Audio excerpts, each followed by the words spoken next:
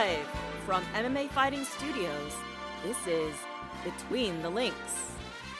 And now, your host, Mike Heck. The iconic voice of Esther Lynn welcomes you to a brand new edition of Between the Links. It's our first show of 2023, our first live video show in a few weeks. We're coming off the promotional Festivus podcast episode that created a lot of debate in the MMA space. I got a lot of feedback about that, but we're back on this new year. And truth be told, I was hoping to come back to this show, have a full-on positive program, some hearty debate, that there wouldn't be a lot of darkness in the MMA space. And unfortunately, that is not the case. A lot has happened since we last spoke, and none of it good. Yeah, I know. We'll certainly start with some darkness. We will hopefully build up to a little more fun, usual fight talk stuff. And at the end, we're even going to let you guys chime in and ask a couple of questions as well, time permitting. But joining me in this venture, and I'm glad to have him here for multiple reasons, Mr. No Gray Area, the Exhibition King, the co-host of No Bets Barred, and in a lot of people's minds, he's our Woody Page, Mr. Jed Meshew. How are you, sir? Well, love being Woody Page. Look, Mike, just tell the people the truth. Be honest. We had an opponent, works for the worldwide leader in sports, but when they found out the subject matter, they weren't willing to talk about it. So it's just you and me, because we're real journalists, Mike. We're going to talk about the bad things that other people might not be allowed to by their corporate overlords. Well, there you go. I was waiting for the horn to sound, but it is good to have you here. And let's just get right into it, because I feel like you're probably the right person to have here for this topic of discussion. And we've been talking about it for a few days now. Dana White.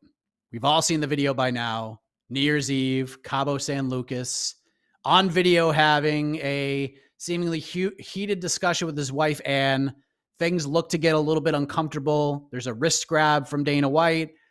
A comment of some sort is made. Looked like he whispered something in her ear. She slaps him. He slaps her right back in response. One slap certainly. Looks like there could be a second. And then there was a bunch of mayhem after the fact that we couldn't really see due to the camera angle that we got.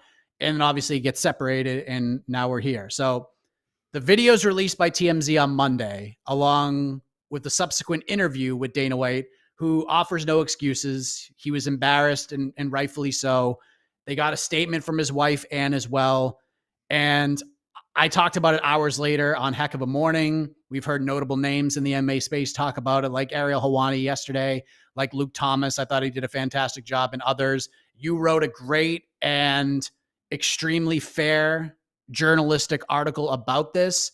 And we'll get into what the last few days since that video has been released has been like, because I have a lot of thoughts on that.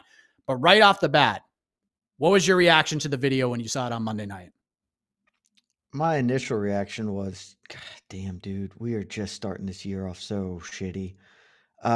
Look, it's not good. And there's a lot going on in this whole story. Like you said, I wrote about it. Most of my thoughts are there. Didn't capture everything because I'm still having new thoughts about this as it rolls out and as more people comment. But it really breaks down to a couple of very simple things for me. This is domestic violence.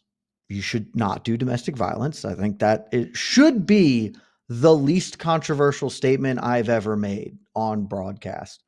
And yet there are so many people who are not okay with that, and it boggles my mind.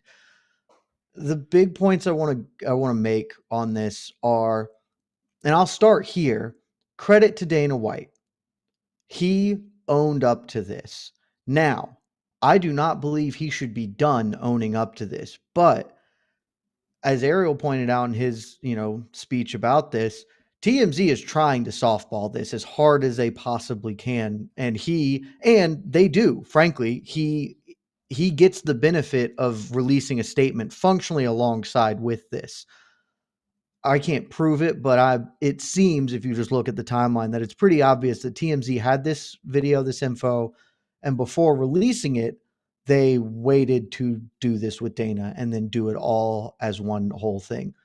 That's not great. It's in fact bad, but to Dana's minimal credit here, he owned up to it. And all the people who are making the excuses, Jamal Hill, here's looking at you, bud. He is not making those. He is saying, I fucked up. This is not acceptable. I have spoken out about this, and now I am the one. This is bad. And that's good. That is a start. That is recognition that frankly we haven't seen from Dana a lot with the myriad other bad things he has done in his career, and that's good. But my overarching thought is that should not be the end of this. That should be the beginning of what happens here, because this is a problem. MMA has a domestic violence problem, and if you don't believe that, look no further than what happened the day fucking after, when Phil Baroni allegedly beat his girlfriend to death in Mexico. That they are not the same. I am not here to tell you that what Dana White did and what Phil Baroni is accused of are equivalent. What I'm here to say is that they exist on a spectrum, and in large part, the one can and has historically directly led to the other. It is not okay to do this. Again, that should not be controversial. That should be wildly acceptable to everybody listening, engaging with this story. And MMA has a problem in this. There is, I wrote in the article, and I brought it back up in 2015. HBO Real Sports did an investigation on this problem coming off the back of the War Machine Christy Mack story. It is twice as likely for a person involved in mixed martial arts to have domestic violence issues, to be a domestic abuser, than it is for the general US population. That is not a mistake. That is part of this. We have to engage with this in a meaningful, substantive way. And it is like what Dana White did is bad. He can use this as an opportunity for growth, for betterment. I don't think he's going to. It seems like everybody involved in this, ESPN to him to Endeavor, is just trying to be done with it.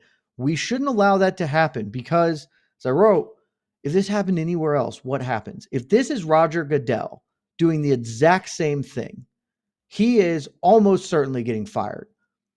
I am not here to tell you Dana White should be fired. If I'm okay, frankly, if he keeps his job, though I'm uneasy. It's not great, but I can at least accept it if he keeps his job by doing the things that would be expected of anybody in this circumstance. He made the public apology. Fantastic. That's a great start.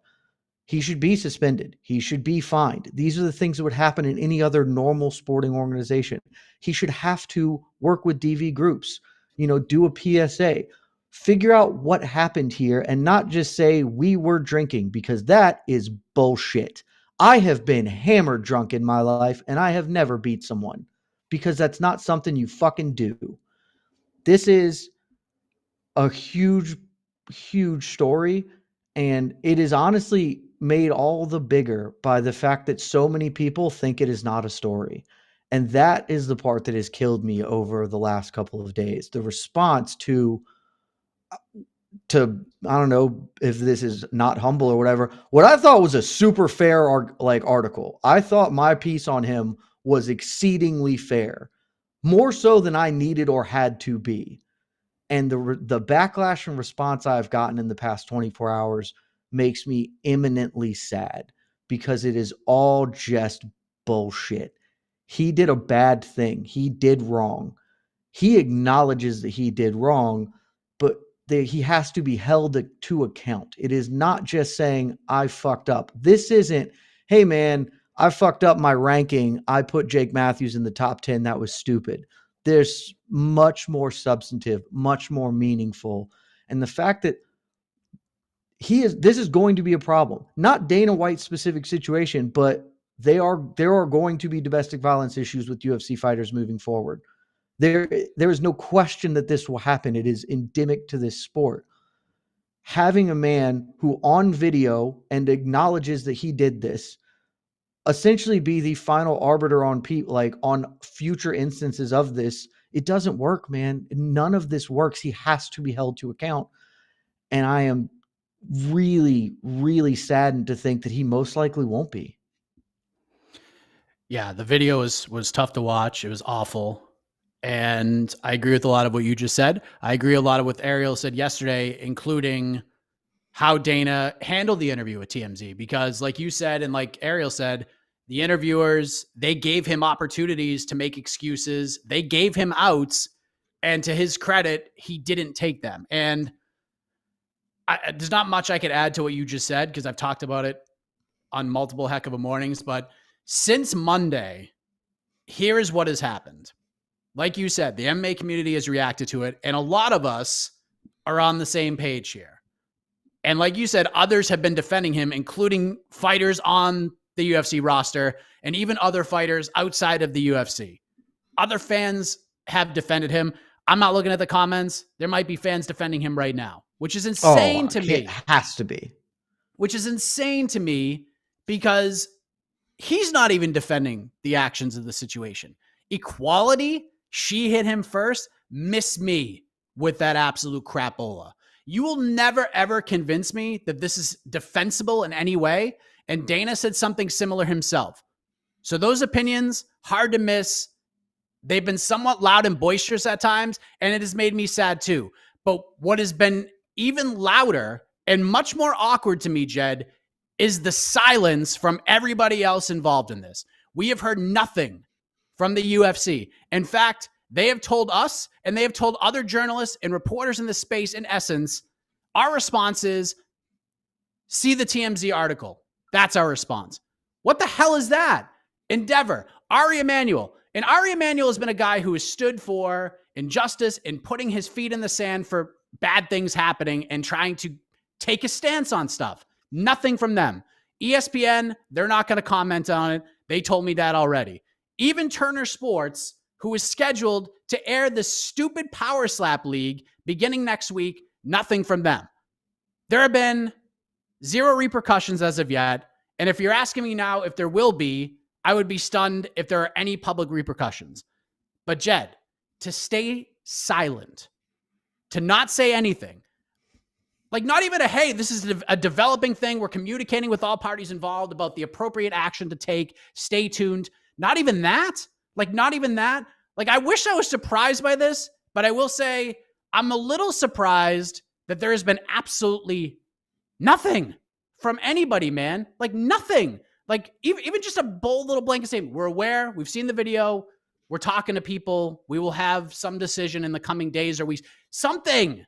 But what have you made about the deafening silence of this? Like, we've talked about some of the reactions of the defending of Dana White in this whole situation, but the fact that the parties involved aren't saying anything about this, what have you made about this? This is crazy.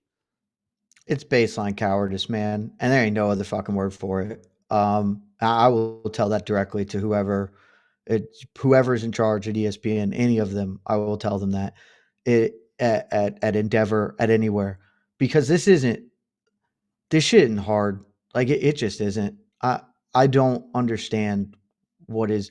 The only way for me to understand it is in the most cynical and unfortunate terms possible. Because look, this is the easiest layup when it comes to a PR problem. You just have to communicate. If down the line your answer is shitty, okay. But to not have any response at all, it only creates terrible, terrible outcomes. And it's not hard. It's exactly like you said. ESPN could have, instead of essentially saying, we just distribute the product, this isn't our fucking problem, which, let's be clear, that's a horseshit answer. Like, that's obviously not true. If anything like this happened in any other sport that they distribute, they would be like, well, maybe we will reevaluate what we're doing. But that's just not the case. They have a $200 million deal a year with the UFC, so they are not trying to ruffle feathers if they can avoid it. Endeavor, the UFC is a huge linchpin to their financials at this point in time, functionally. So they are just trying to not be held to account. And frankly, it's all because of what this is, because this is MMA. Because combat sports have largely existed on the periphery of normal sports reporting and the sports psyche. For whatever reason, you can make arguments for a number of them. I don't have the answers for why. All I know is that this sort of shit is allowed to happen here. Dana White is allowed to make horrible statements about people on a consistent basis and just sort of gets a pass. The only time the UFC has ever really been held to account in any capacity was when a sitting US senator was like, hey, it's not okay for you to keep holding events while we're figuring out what COVID is. That was it. The senator putting pressure on Disney to be like, hey, Dana, check yourself. And that's probably not like going to happen in this instance. So the only thing that is going to happen, I'm actually pretty confident at this point. The only thing that will happen is that the TBS slap league is going away or going to change or going to get delayed because the PR nightmare of running out Dana White's power slap league 2 weeks or whatever after he is on video slapping his wife in a case of very clear domestic abuse, that you can't do that. But other than that, I mean, shit, Jeff Wagenheim of ESPN tweeted not long ago that ESPN is functionally telling them not to say shit about this. That here's the tweet. We've been told not to write anything incendiary on social media about the Dana White situation. I understand why, and I have abided by that. I just ask y'all to understand that some of us at ESPN do not have as soft a take as this on domestic violence. That is straight up ESPN telling them, hey, don't do this. Just back off. And that's bullshit, man. I don't know how else to deal with it. I know people that work at ESPN. This is not a dig at them. I have friends that work for ESPN and MMA that I respect a great deal. This is just horseshit. It is so not hard to deal with this. And the fact that they can't, it's disheartening, and it just boggles my mind how not difficult it is. You don't have to come out and say, burn him at the stake, but you have to come out and say something. Like, you can't just hope this goes away. And it's going to make me talk about it more. It is going to make this a bigger thing because I'm going to keep talking about it because someone fucking has to, until they say something, until they stand up and be goddamn adults about this, because this is not a thing that can be allowed to persist. We have to be better. We have to be better.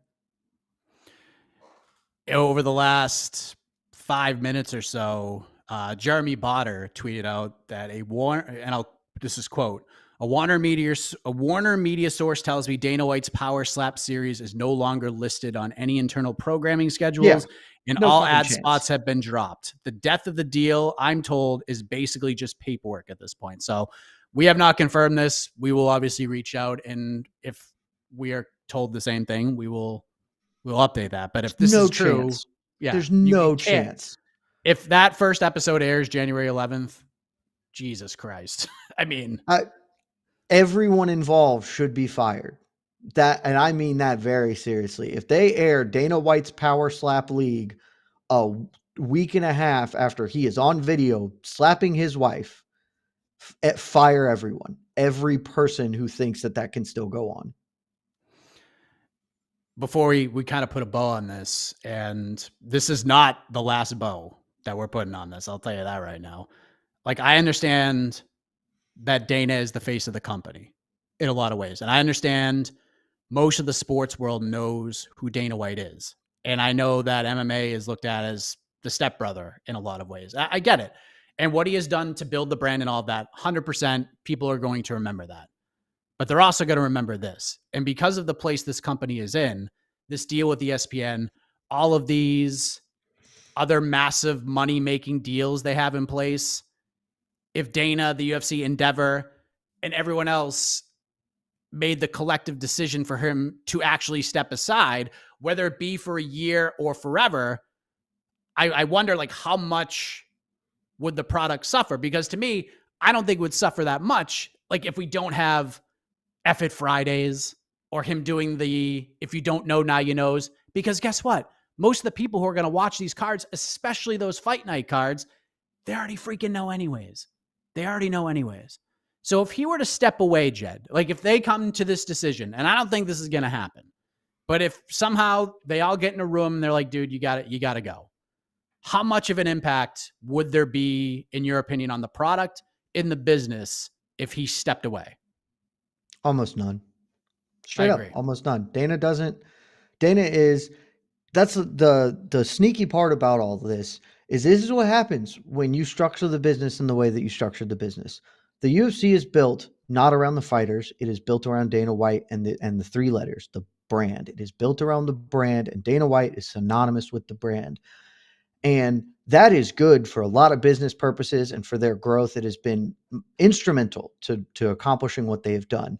The downside of it is you are putting all your eggs in one basket, and the Dana White basket is not the most socially acceptable basket oftentimes. And when something like this happens, he has to, like, it becomes a thing. If Dave Schaller doesn't work there anymore, but like if some other random UFC exec did this, it would still matter and be relevant, but they are not the face of the, if this was Sean Shelby is not the face of the UFC. Not, people don't know him generally. It is a big deal internally and should be handled and treated the same way, but it is not front page news because Dana's the fucking face of this thing, man. The benefit of how they've worked over the last few years, though, is that Dana doesn't matter to the overall thing. They would probably suffer in the short term immediacy because he is the biggest, because he's the fulcrum, right? He's the guiding light. But whoever replaced him would very quickly just get up to speed and they'd be fine because the machine turns with or without him.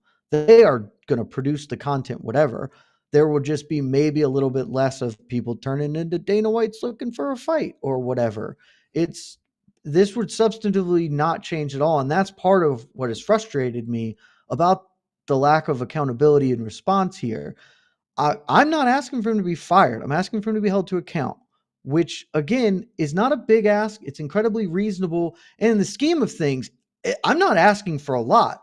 I'm asking for him to be fined, take responsibility, which he's already done, and then work with people to recognize and improve the sport.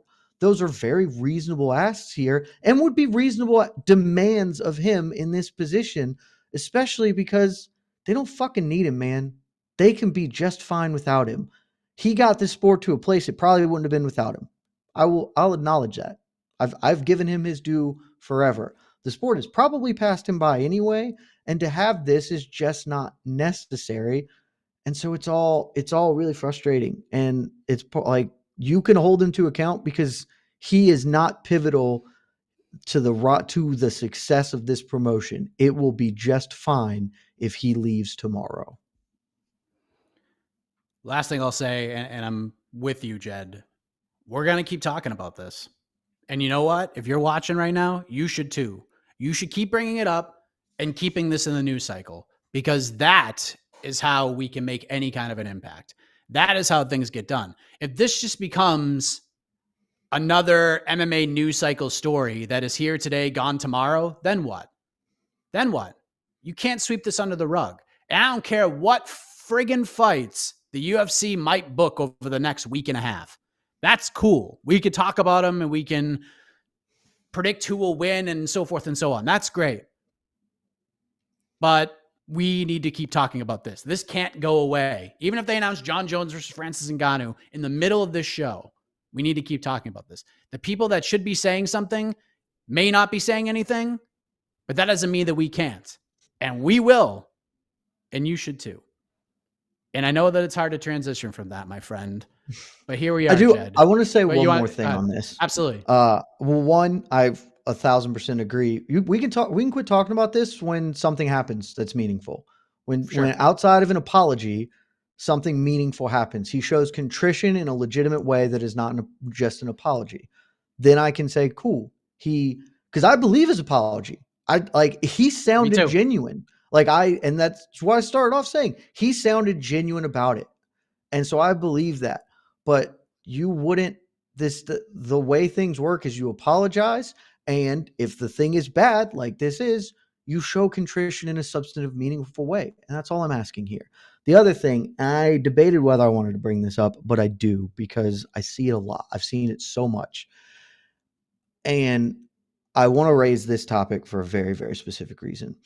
None of the defense of Dana White is viable or useful or good. It's all garbage. It's all fucking horseshit. And if you're one of the people who believes it or is spouting it, you're just wrong. It's okay to be wrong, but I would implore you to look inward and think why a lot of really smart, educated people on these sorts of subjects are dismissing you outright.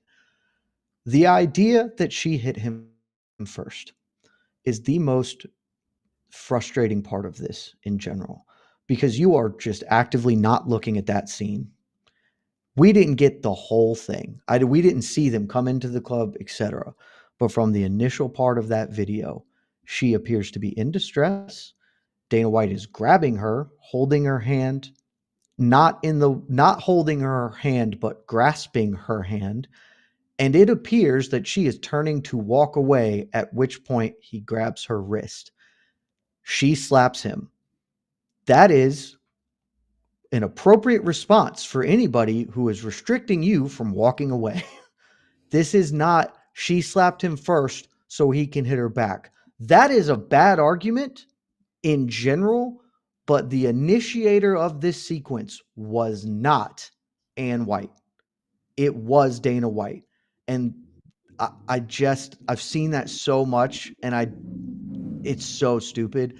And it really shows a total inability to reckon with what abuse is, with the situation at hand and how things are playing out. It is not she hit him first.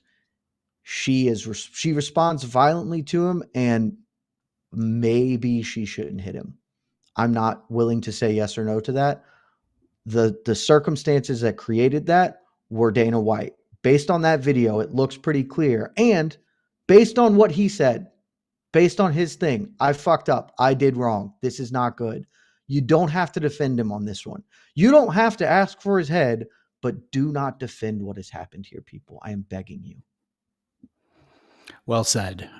We could talk about this for another half an hour, but I figured we'll try to spice things up in a little bit more of a positive way. But 2020, Phil Baroni?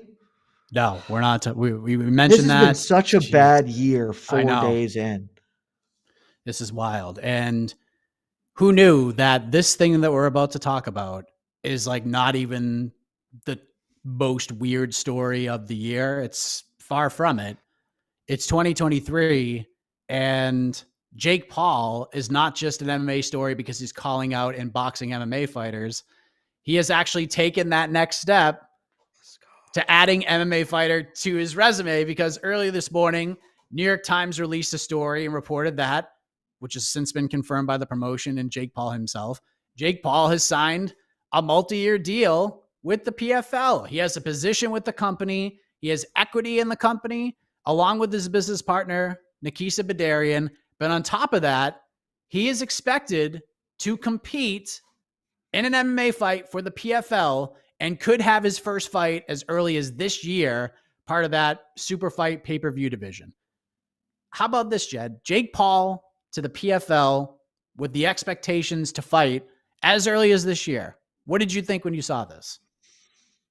Oh, my first and overarching thing is I don't know if it's been come out yet or not. It's scheduled to come out today if it hasn't. I'm doing a year-end review series for the major promotions, and I wrote on Bellator. And the headline that I submitted was Bellator remains the number 2 promotion in the sport for now. And generally the concept of the piece is Bellator had a fine 2022. They had some highs. They didn't have any like super huge lows. They are sort of just what they are at this point, but their biggest problem is that they seem to be losing market share to some extent. They still have by far the second best roster in the sport, but nobody cares about Bellator, and that's harsh. And I know Bellator has probably listens to this and gets mad. But it's true. Like there are more people who are energized by one championship and by PFL than by Bellator at this point. They are not really getting people up, particularly for their ins and outs. And so I mostly write about like, hey, they need to do better because PFL and one are coming. They are coming. PFL's coming off its best season ever. And it's poised to do big things. And then, damn, if they didn't do it, right? Like this is massive for the PFL. I have absolutely no idea if Jake Paul's going to end up fighting. I suspect he does, because he's largely followed through on the things he said in this regard, and he seems to be interested in doing it, and he certainly boxes, so it's not a huge step here. So I think he probably will. Whether he does this year or not, I don't know. But look, if the PFL can promote or co-promote or be part of a duopoly of fights, boxing and MMA between Nate Diaz and Jake Paul, congratulations. You're just moving into the number 2 spot in the world in this. You are, and you're broadcasting it on ESPN, like or a Disney subsidiary. The CEO of your promotion hasn't been caught on video beating his wife. So you're doing great if you're the PFL, and this is a huge signing for them. Like outside of the fact that Jake Paul is going to bring more eyeballs, he is going to bring more interest from other fighters too, and that's the thing. We talked about it at the year-end show. The $1 million purse is real. People are like fighters are legitimately interested in that. And now they have $1 million purse, and some of these guys have a chance to maybe box or MMA fight Jake Paul, get that big old bag, that opportunity. These are the things that make a promotion stand out. These are the things that will elevate a promotion. And this is great. Like this is just an unequivocal win for them. I don't know how this could be anything other than excellent for them. Is there any downside to this? Because I know like there was part of the article is that there's talks about maybe getting like other influencers, other YouTubers involved in the MMA space. And I have to say, and I've talked about this before, I remember when I covered BKFC card in Tampa, it was the Paige Van Zandt versus Rachel Ostovich card. And they were going to do influencer fights. And everyone was like, holy crap, like this is cool. Like people with like million subscribers are going to get in there and they're just going to punch each other in the face barefisted. I'm like, this is the coolest thing ever. And then they wore 14-ounce gloves and were like, oh, it was just awful. And it made no sense. And it probably shouldn't have happened to begin with. But is there like any downside to this because of the growth of like the influencer combat scene, that maybe this becomes kind of like a YouTuber, social media influencer takeover kind of thing? Or do you not see that as being a problem here? There's a world where there's a problem. I don't think it's very likely. So if I'm sketching out how this can go bad, it looks not a lot like that, right? Where you undermine the credibility of your promotion in general by just doing this stuff. I don't think that has to be how it goes. I don't think how it's gonna be how it's gonna go. And I actually think the PFL is uniquely well suited to avoid that major issue. What I mean by that is, think back to Bellator, like, I don't know, what, 7 years ago? The Bellator business model was functionally, here are a bunch of old dudes who because they were famous once upon a time. They are going to fight, and on the undercard or the co-main event, we're going to put the actual good fighters we have. And we're going to try and Trojan horse in fandom with, Ken Shamrock versus Hoist Gracie 3, and then have whatever was the undercard. I'm sure it was like Patricio Pitbull or Michael Chandler, whatever. That was like a heavy part of their growth strategy. Mixed results. Some success there, frankly, some non-success. That plan works a lot better when instead of we're headlining a fight night card with Kimbo Slice versus Houston Alexander, and we also have a title fight underneath that or whatever, works a lot better when it's, hey, we're going to have some influencers fighting MMA, and then also we still have this tournament structure going on. We have the season-long fight thing. It lets them run in parallel, but with pretty clear defined lines, right? Like here, almost like weight divisions to an extent of, here's our weird influencer thing, here's this other thing that we do, and these two can mesh, and maybe there will be some overlap. Who knows? Maybe Jake Paul doesn't suck as an MMA fighter. I'm sure he won't be a great one, but let's be clear, the bar's pretty low in this sport in general to be like competent. And maybe he can find himself into a season or something like that. Maybe that's how this plays out. But I think the overwhelming likelihood scenario is this is just going to draw more eyeballs, going to bring more interest to their product. And if they can, the big part of it is he's going to bring the eyeballs. They just got to back it up, man. That has always been the killer. If you can get the guys in the door, you got to give them a reason to stay. And the PFL this year mostly would have given people reasons to stay if they came in the door, but they've got to keep building that roster. They got to get more people, better people, more exciting fights to back end with the influencers that they're probably going to move into. But overall, I think it's a win. Yeah, and he gets the opportunity to kind of put his money where his mouth is with the whole advocacy and getting fighter pay bumped. You now have equity stake in the company. You can use that power to your advantage, and who knows, maybe that'll help bring in more free agent talent. Maybe they make more money. They see the grass is greener because Jake is using that advocacy for good for one major promotion, and maybe others will fall suit. But I don't think, like, look, I like the video. I respect the gusto of Jake Paul to not only call out Nate for a boxing match, but to call him out for an MMA fight. What are the chances this twofer happens? Like I said, I respect the fortitude. I just feel like getting Nate Diaz into a PFL cage, whether it's with Jake Paul or not, kind of highly unlikely unless they're willing to do some sort of a co-promote with Real Fight Inc. or something. Do you see a chance that we see Nate Diaz versus Jake Paul in an MMA fight this year? Do you think that actually happens? I don't think we see it this year. I will give it 40% to happen early next year. Here's my thought, right? I think the PFL is probably open to co-promoting with Nate Diaz and Real Fight Inc. Not on a recurring basis, because the truth is, how many fights does Nate Diaz really have to offer that like left, right? I don't think there's that many. Maybe I'm wrong. People still love him. So I could be wrong, but it's, the Jake Paul, that's a big fight. It's a big boxing match. And frankly, it's probably a pretty big MMA fight too, if we're being real about it, even though Nate should clearly win. Probably still a pretty big fight.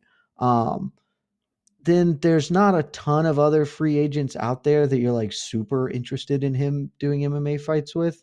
More can always come. I think eventually we are going to get that Conor McGregor trilogy outside of the UFC, but you don't have to be like, I'm going to have Nate Diaz fight 3 times and we'll co-promote with him like he's Fedor and M1. I think what we're looking at is those two are going to box each other sometime this year. I think that's pretty locked in. That feels pretty safe to say that's going to happen. Then I wouldn't at all be shocked if they box late summer, early fall, and then Jake says, all right, let's do the MMA fight. Come to PFL, one time PFL fight. We do it. Because Jake's going to win the boxing match, but says, hey, come do this. Then they can do that. They can continue to build momentum and energy. It's probably not the most likely scenario. So, that's why I'm only getting a 40%, but I think it's pretty possible. I will say the other part of this that is hilariously funny to me. Man, Bellator, way to fucking miss the boat, guys. Consistently just dropping the ball. Jake Paul promotes his boxing on Showtime. You are on Showtime. We were talking about this like a year ago. The best possible thing is for them to work this in together. They are already work on the same platform. You can make this happen. And somehow, like with Kayla Harrison, they just fucking whiffed. What? They cannot close the deal on significant moves. They get Sarah McMahon, but they can't get the pieces that matter. Man, that promotion is just, it's a tough scene, man. It's tough for Bellator. Hey, look, Logan's still out there. I think Logan's more likely to join the UFC. Yeah, maybe. He's doing pretty damn well in WWE right now. So Yeah, we'll see. We'll see what ends up happening. Tough one, I'm sure, for Bellator to look at. But I do want to talk about Bellator because they had a collective co-promotion with Rizin this past Saturday, bright and early. I got to say, I did a whole heck of a morning about this, a little bonus show that dropped Monday morning. I gave it an A-, Jet. The quality of the fights, I would probably give it a B overall, which is still a pretty good score because although after watching Rizin 40 That's and all the, interesting.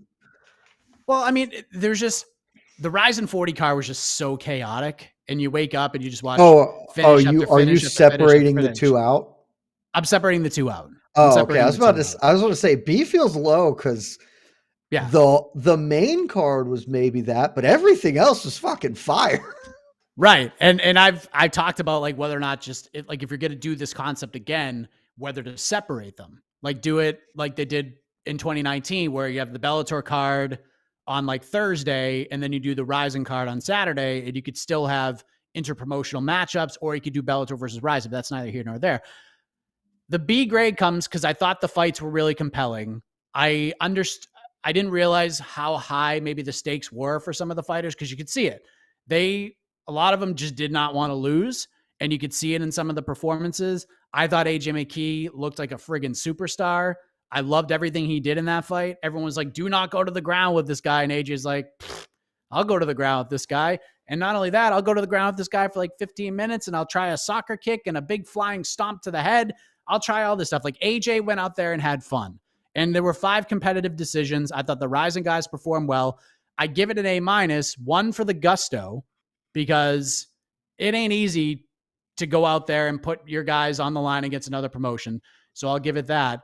And then 2, and I'm not talking about the US market and not airing it live and stuff, but AJ McKee to me just kind of put it over the top. I just thought it was such a great showing from him. And I think Bellator has to absolutely capitalize on this. So I'm curious. I know you hopped in during the main event on the stream we were doing, the heck of a morning Twitter spaces we were doing, but did you get a chance to watch the card at all? Yeah, I went back and watched it on the first or whatever because I didn't have anything to do later that day. It was great. Fights were, I mean, the Rizin 40 stuff, whatever the undercard, however you want to call it, just infinite finishes. So that was awesome. And the main card was solid. It did feel a little reserved in some ways, to your point of this fight, a lot of fighting not to lose for several of those competitors out there. But uh, I mean, overall good. I would give it an A. I think it was one of the 2 big highlights of the year for Bellator. I want to push back on something you said though, which is this. You made the statement that I'm paraphrasing, I don't remember exactly what you said. That kudos to them for having the chutzpah to go put their fighters out there and potentially lose. I don't think that requires any moxie at all, because who gives a shit? This is nobody knows who Juan Archuleta is. Nobody gives a shit if Juan Archuleta loses to Suchul Kim. It is not going to bring Bellator down. If they went 0-5, that would at most have been like, well, we're thin on content. Here's a story about Bellator dropping the ball. Mostly it's just my experience with this was not, oh, Bellator won, good for them, or any. It was just like, dude, this is dope. This is just a cool ass thing. AJ McKee stomping people is fun as hell. The $100,000 samurai outfit is fun as hell. MMA is supposed to be fun as hell. It had nothing to do with the outcomes or who won. And I think we get, and I can't tell if this is just us like in the space, but it feels like sometimes we get a little too forced for the trees of like, well, wins and losses, and you can't co-promote because there's the risk of your fighter losing, etc. That's true for the UFC. That is 1,000% true, because it looks bad if the UFC, who their only way to promote literally anything at all is to say he's the best fighter in the world. If Alexander Volkanovski goes and loses to Patricio Pitbull, that looks bad for them, and it decries their ability to say the only promotional weapon they have in the holster. Bellator doesn't really say that much, and it's not true whenever they do decide to say it, and we all know it. So it doesn't matter if they take DL. Super doesn't matter for Rizin, and it wouldn't matter for the PFL. KSW came at Bellator. Bellator posted a who's next on Twitter yesterday or the day before for a thing, and KSW was like, we want that action? Hell yeah. KSW is fucking awesome. Do that, because it does not matter who is winning these fights. It just matters that these fights are happening and that you are creating moments, because the crux of the Bellator piece I wrote, I already talked about. But my big thought is that, like, Bellator doesn't create moments. The reason people don't care about Bellator is it is not creating distinguishable moments so you can remember or look forward to. It is just UFC light in so many respects. And that's bad, because nobody wants off-brand shit here. Like, we're trying to do the real thing or make it compelling.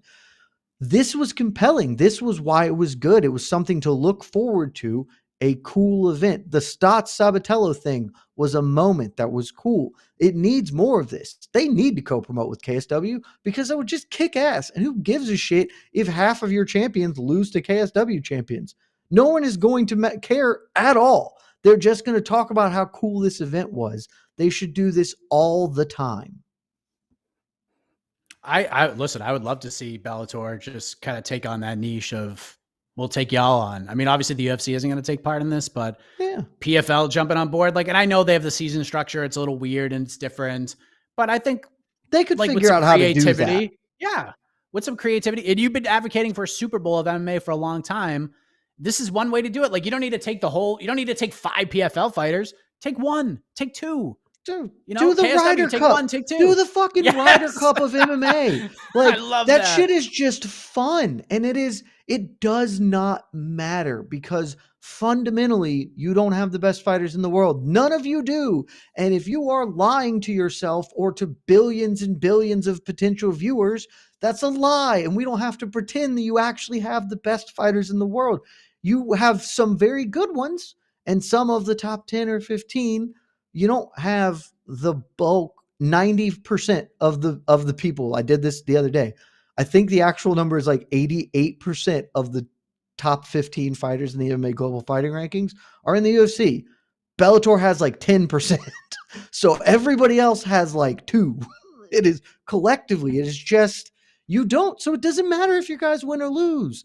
Like, no one is going to care, because nobody is tuning into Bellator and is like, you guys remember when Kyoji almost lost to Hiromasu Okakuba? No, nobody's saying that. It doesn't give a shit. Do the cool things, guys. Make things fun, because if you are having fun and you are presenting a fun product, people are going to gravitate to you.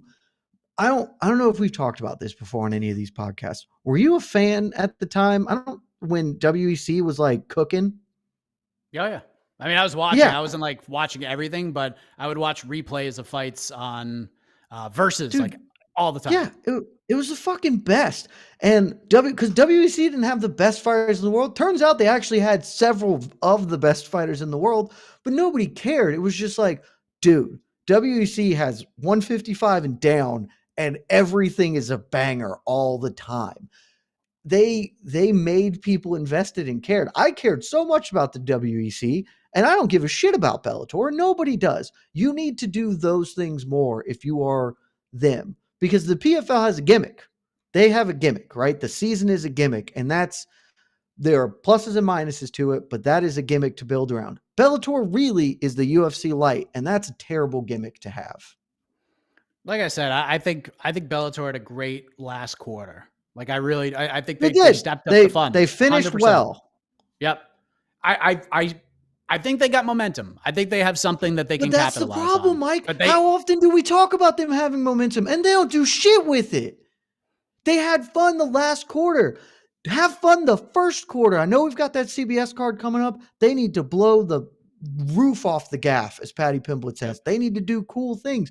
They so often do get the ball to the 5-yard line, man, and they can't punch it in for whatever reason. And I truly don't know what it is, but they have momentum. They need to build on it, and they need to keep building on it, instead of, well, we've run out of good fights to make. Now we're going to do a Bellator Milan card, and we're going to headline it with Mansour Barnui or whatever. Like that ain't the answer, man. You've got to build on this. This is going to be a very big year for Bellator. I'm very curious to see what we're talking about at the end of the year. I think they could be maybe they're the TCU, Jed, if of the MMA space. Maybe they just come through and shock some people. Maybe they'll shock you. It would be like, I want nothing more than to be all the way wrong about Bellator. For this to be the year where they just throw caution to the wind and have fun. Because it doesn't feel like they have fun that much anymore. They almost do. And like, do you remember how dope the Grand Prix were when they started? When they're like, we're going to do a Grand Prix, and we're like, this is sick. And then they did the like cool picking your opponent thing or whatever showcase. Man, love that. That was awesome. We talked about it for like a week and a half about how freaking sick that was. And they don't do that anymore. They just have a Grand Prix that they have become comfortable in their routine, and they got to get out of it. They got to do this. They got to back up that post on social media that says who wants next. KSW comes at them, sick. We're April. Let's do something in April with KSW. We don't have to have all champions versus champions. Maybe we get 1 or 2 champions there. Maybe they do a Ryder Cup event with KSW and PFL and 1 or whatever in the summer. They have the most talent that is not in the UFC, and they underachieve with it. They could be doing more, and they almost get there, and then they can't quite finish the drill. I would love for this to be the year that they start finishing the drill.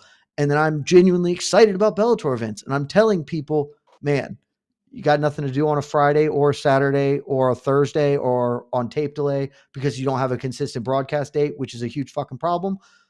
You guys got to clear your schedule and tune into this one. I would love nothing more for that to happen this year. Good end to the year for Bellator. I enjoyed the card on Saturday. It's not one we're probably going to go watch a million times, but super compelling stuff, especially the main event. It was a lot of fun to watch. Speaking of Bellator, did you know that Dillon Danis isn't fighting January 14th, Jed? What? He's not fighting KSI anymore. I know you're stunned by all of this. What was your reaction? I did not see that coming. My reaction was this. This is my exact reaction. Yep. I laughed. I was like, what a fucking fraud. Man. Though if you pay attention to his Twitter, the truth will shock everyone, Mike. The truth. Yeah. I don't know, man. I don't understand why people care about Dillon Danis. Truly do not get it. Part of me thinks that it's like this really unfortunate thing where people just like to have easy punching bag, and they like miss that from their youth because most adults aren't in situations where you're in like high school and can make fun of the fat kid or the slow kid or whatever it is that shitty people do growing up. It was me. I got made fun of growing up. BT dubs. But yeah, like it's like I think that some of it is just that there's like, here is the easiest man in the world to mock. And so that's why he compels people, because I truly don't get it. But yeah, this should be, in a normal, rational world, this would be the last time we talk about him. He shouldn't be relevant. He's done nothing to be relevant. This should be the end of it.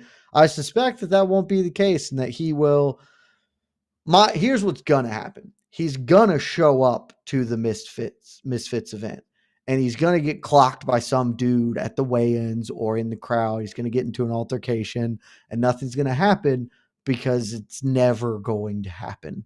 And we will just start this cycle all up again in a couple of weeks. Woohoo!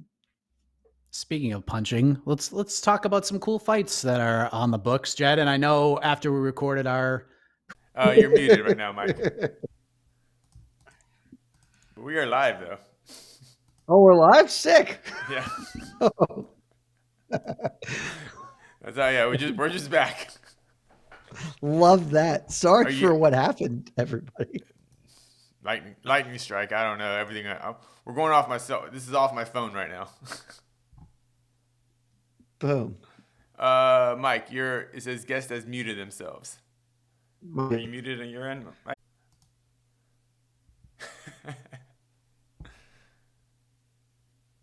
Can you guys reconnect?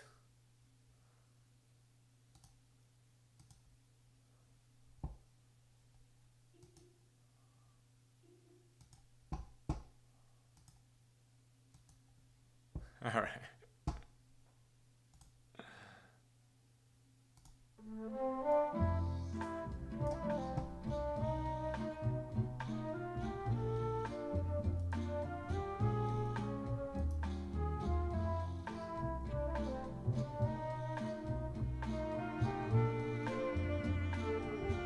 Sorry for the difficulties, y'all. We're working on them.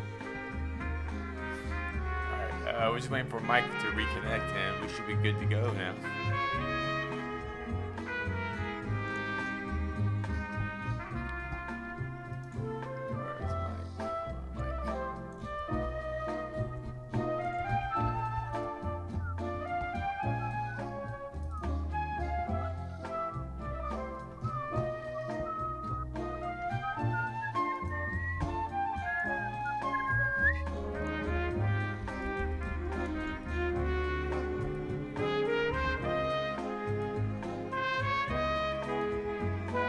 I do love our music. Oh, look at this. Okay, I think we're good. Boom! Good. Boom! Mike has done it. Mike has done it. He's back, baby. I mean, I didn't do anything. Okay, I can hear you now. All right. Okay. So let's talk about the and more. And I appreciate all your patience. I was going to say, I think we've done a great job of just ending on Dillon Danis like heroes. Yes. The stream just died right there and then. I don't think we should talk about Dillon Danis anymore. And then It's cursed. The stream just died. Yep. So let's talk about some fun stuff, and then we'll take a few questions, especially after that delay. Adrian Yanez gets a big step up. It's in the works for April 8th, which is, from what I understand, slated to be UFC 287. He's going to fight Rob Font, it looks like. Agreements are in place. Apparently, all that's left is dotting some I's, crossing some T's, and signing the damn contract. So we didn't get a chance to talk about this during the promotional Festivus, but I know you're very happy about this fight. Talk about it. Wax poetically. This fight rules. Like, two of the better boxers, not just in the division, but in the sport. This is going to be... I'm a big Adrian Yanez guy. I have him pretty highly ranked in my personal bantamweight rankings. We all know... big Rob Font guy. At one point had him, I think, ranked like 3. Just this is going to be just two dudes chucking them, and a lot of them. Not like we're not talking strike numbers in the 80s. This is going to be a 300 strike fight, unless somebody gets got early. So this is awesome. It's like a brilliant step up for Yanez. It's a good sort of level set for Rob Font. See where he's still at in the division. Can he hold his own down? If Yanez wins this, man, put the boots on him, strap him up, fire him to the moon, because this kid's got something to him. So I love this fight. Yep, and I think the powers that be in the UFC see that, and this is just an awesome fight. This is one of the best fights on the books for 2023.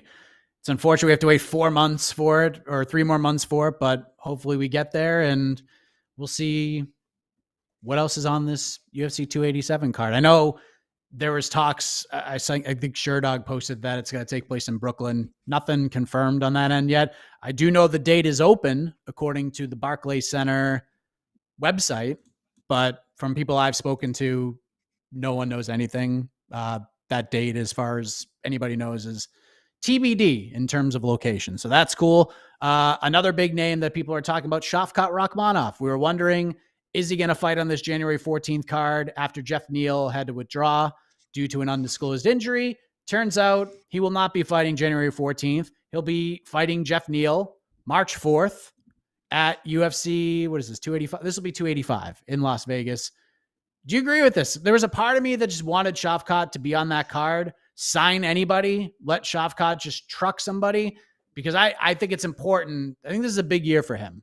Get him on television, let him do what he does best, get him out there early and often. And if he can fight 3-4 times in 2023 and go 3-0, 4-0, a lot of these dream matchups you have for him make a lot more sense than they do right now. But now we're going to have to wait 2 more months for him to get back in there. So Your thoughts on the rebooking of this fight? I kind of hate it. The fight itself is fine. It's fundamentally not how I want to promote people, right? Like, it's a fine fight, but it's not a fight it's undeniable. Like, one, Shavkat's going to kill Jeff Neal. And I'd like Jeff Neal. Respect the hell of him as a fighter. Shavkat's going to kill him. So, and Jeff Neal is not like a star. So what is Shavkat gaining outside of a good win over a top 10 fighter, which means something, but it means a lot more to just have him nuke people in the public eye often. Like, the UFC stumbled into Khamzat Chimaev because Chimaev just wanted to fight a bunch. And so they did the thing that you should do. They just let him fight like 4 times in the span of whatever it was, 3 months. And people knew him then. And it didn't matter. The timing mattered far more than the opponent. That's where Shavkat is right now. Not because he's not talented, because he is. He's one of the 5 best welterweights in the world. But because welterweight is backlogged and he's not getting a title fight with 2 wins. Like, he's just not. Because, one, you're not going to sell him. Nobody's going to fight that dude. Colby Covington ain't going to fight that dude if he goes to beat Jeff Neal. Like, it's just, you're going to have, so it doesn't matter who he fights. Just have him fight in January. Have him fight in April. Have him fight in freaking June. 3 of them against warm bodies. If some of them are ranked, cool. Otherwise, just have him do that so he builds the momentum of, holy shit, this guy is the next guy. And then you can do, all right, now we just give him a top 5 dude. Any dude. Gilbert Burns will fight him because Gilbert Burns will fight any motherfucker on the planet. And he beats Gilbert Burns. Now he's the guy who gets to fight for the title against, I'm assuming, the winner of Khamzat versus the winner of Leon Edwards, Colby Covington, or not, Kamaru Usman. So, like, you could do it that way. Stretching it back, I mean, you still can if you can get Shavkat to just run it right back for, a June or a May fight. But I don't think this matchup demanded that it be pushed off. Jeff Neal just isn't bringing it like that. Just have Shavkat fight a dude, man. Any of them. The thing I was thinking about was just have him fight January 14th against anybody, let him win, and then he could still do the March shit. Yeah, you could do March 4th. You could have been in San Antonio and let Jeff fight at home in his home state. Still could do it in March, but this is what the UFC landed on, and it's going to happen. We confirmed that Guram Kutateladze is out of his UFC 283 fight with Thiago Moises. That was one of the bangers on this card, and Moises apparently is going to stay on the card. We don't know who he's fighting yet, and it'll be coming to MMA fighting soon, but it appears Casey O'Neal's return is in the works for March 18th against Jennifer Maia at UFC 286. Is that what it is? 286 is London, right? Sure. So many freaking cards coming together. Agreements are in place. Still, again, kind of like the Yanez Font fight. I's dotted, T's crossed, pen to paper, but looks like that one is probably going to happen March 18th. So excited to see Casey O'Neal back in there. So before we go, let's take a few questions from the peeps. Casey, shouts to the peeps who stayed with us through our technical difficulties.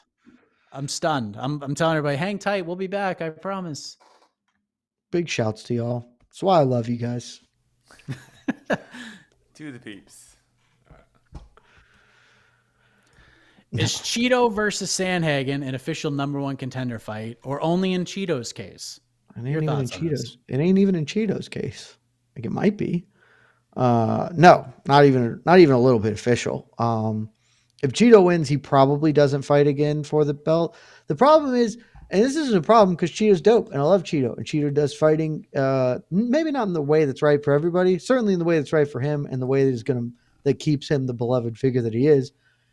Cheeto is not here to fight Jeff Neal 3 months later. He's here to fight in his schedule. I just want to fist fight a dude. Everybody else is waiting around for some shit. I'll go fist fight Corey Sandhagen. Guess what? Apparently, for reasons that still boggle my mind, I still don't understand it. I'm never going to understand it. Whatever. We appear to be planning. We're heading for Aljo versus Henry Cejudo, the dumbest fight in the history of mankind, but whatever. The winner of that is gonna fight Sean O'Malley. Because Henry Cejudo is no man's fool. And if he wins, he is going to fight the easiest opponent he can for the biggest amount of money that he can, and that is Sean O'Malley. And then he's going to retire, because that's also what Henry Cejudo is going to do. That this is exactly what happens if Henry Cejudo beats Aljo. If Aljo wins, he appears to have finally figured out that he fumbled the bag by not calling for O'Malley vehemently, and will then probably at least get smart and just try and fight Sean O'Malley. And then that still leaves Cheeto waiting. But Cheeto ain't going to wait. He's not going to wait until the end of the year at earliest, barring injury. So he'll fight some other dude. He'll fight Petr Yan. He'll fight whoever the hell, because he doesn't give a shit, man. So it's probably not even a number one contender fight for Cheeto, but it's certainly not official, and definitely not if Corey Sandhagen wins. He's not getting a title fight. The winner of this is in the mix, as it were. Yeah, I like how O'Malley is kind of planting seeds, because he's like, I hope Aljo wins, so Cejudo retires, then Aljo moves up to 145, vacates, and then we'll do me versus Cheeto for the vacant title. That would be to Cheeto too. That would be cool, but for the fact that if Aljo does that, then my boy Arnold Allen is still just going to be royally screwed at featherweight, because if Aljo moves up, he's going to get a title fight. And so it's all just, and it's not going to happen. Aljo is going to try and fight Sean O'Malley, because if he doesn't, he's a moron. So Cheetos will not fight for the belt at the end of this year unless something gets really, really fortunate for him. It's a good fight, though. It's an awesome fight. Who will end the year as the Bantamweight champion? I will get my answer on Sunday on to the next one, 2023 predictions extravaganza, which will be live on this here network at 11 a.m. Eastern on Sunday. So stay tuned for that. This is a tough one, man. It's a tough question, and I need more time to think about it, but I will give my answer on Sunday. So I paradoxically have a future bet on Marlon Vera, because he's like plus a super big number. And I do think that he's at least in the conversation. Like, it's not impossible for him to get a title fight, even if I do think it's unlikely. And I actually really like his chances against any of the dudes he might be fighting for the title. So I have a future bet on him. But if I'm making my thought is that it will be Henry Cejudo. He will not. My guess is that he beats Aljo when that fight eventually does happen. As I said, he's not an idiot. He will then fight Sean O'Malley. He will beat Sean O'Malley. And then he will hold his belt instead of immediately vacating in a failed power play to get more money. This time he will hold the belt as long as he can while desperately angling to fight Alexander Volkanovski until such time as the UFC essentially tells him either defend your title or retire. And then he will retire. So I think by the end of the year, it'll be Henry Cejudo. Okay. Let me see what's the line on him. I didn't look at it the other day. Let me pull that up. No, give me the futures. Bantamweights. Cejudo's plus 200. Yeah, that's not value. You can't bet that, but he's going to be the champ. No chance Petr Yan makes a comeback? I just don't think I think he's at least 2 wins away from a title shot. This is more of just time. My guess is that the Bantamweight title is not fought for 3 times this year. I think it's probably 2. Petr Yan could absolutely get.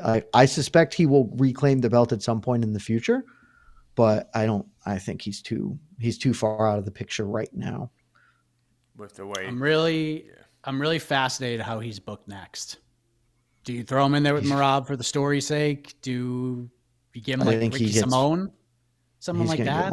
He's going to get Marlon Vera after Vera beats Corey Sandhagen. Or frankly, either way, if Vera loses to Corey Sandhagen, he probably just gets Vera. Either way. Because Vera will take the fight. He's not going to sit on it. He's going to fight some dude in the summer. He's going to do it.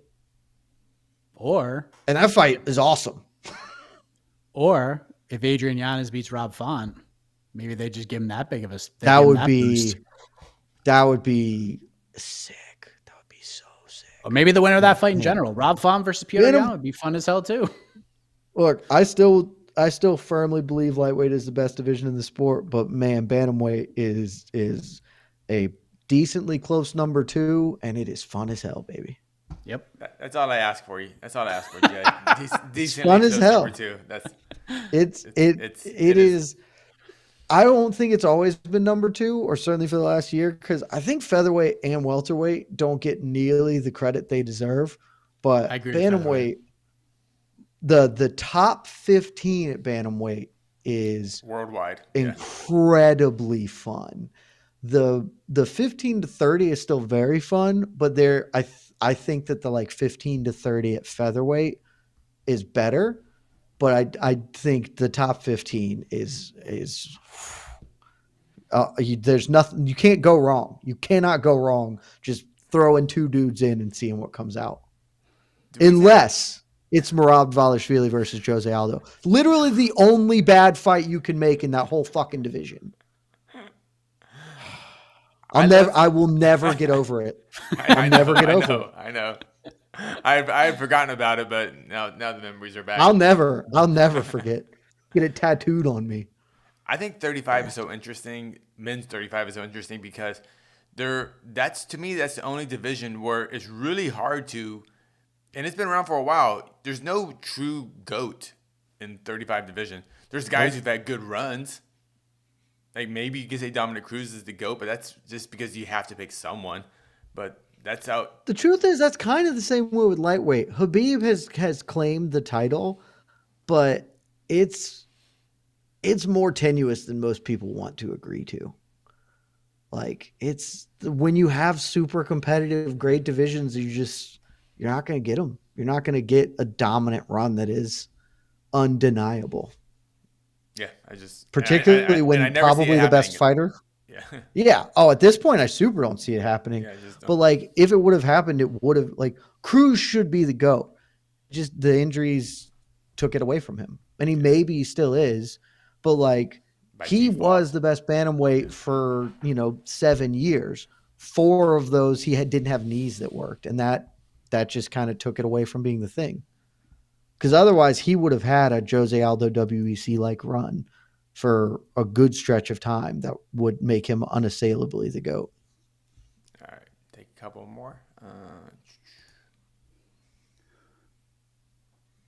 Who fights at MMA first, John Jones or Jake Paul? It's a good question, actually. That's a really good question. I'm gonna play Alexander K. Lee role. I'll say John Jones.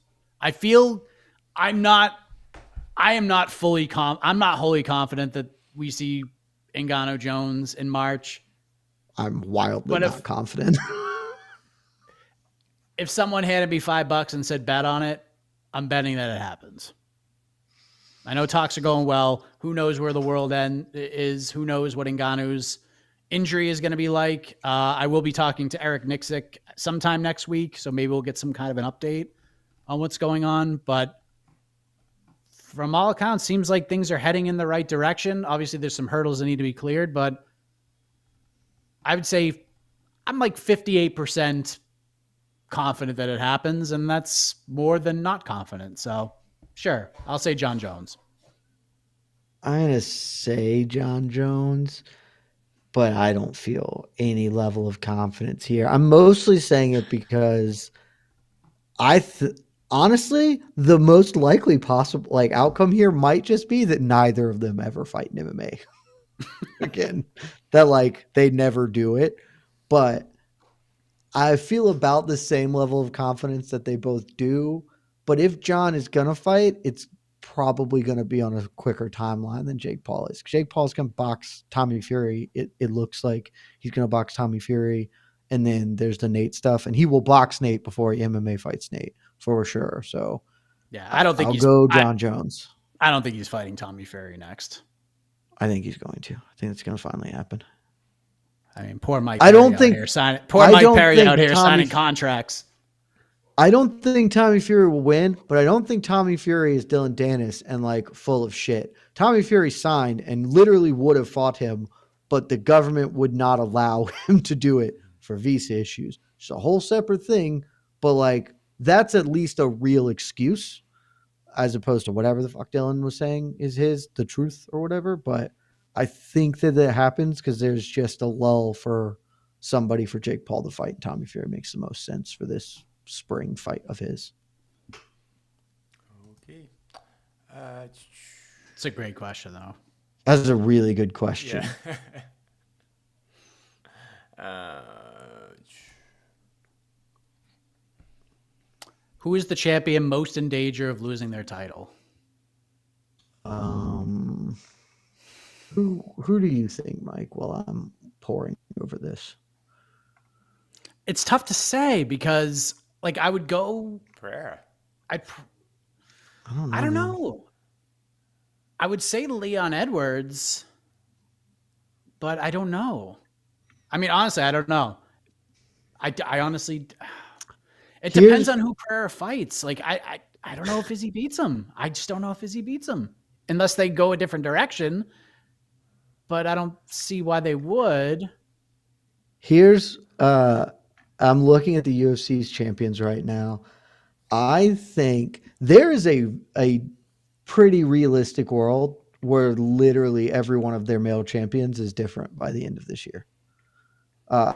Because Davidson Figueiredo, Figgy's, so here's the thought. Let's say if he does beat Islam, I don't think they're going to allow him to hold the featherweight belt.